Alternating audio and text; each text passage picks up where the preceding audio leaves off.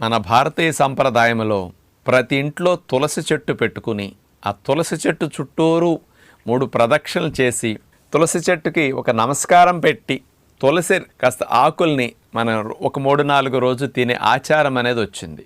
ఎందుకు తినాలి, ఎందుకు తులసి గాలి పీల్చాలి అంటే మన ఇంటి పరిసరాల్లో ఉన్న కెమికల్ పొల్యూషన్ని, విషవాయువుల్ని, హాని కలిగించే ఏదన్నా గాలి ద్వారా వ్యాపించే వాటిని శుద్ధి చేయటానికి తులసి అద్భుతంగా పనికొస్తుంది.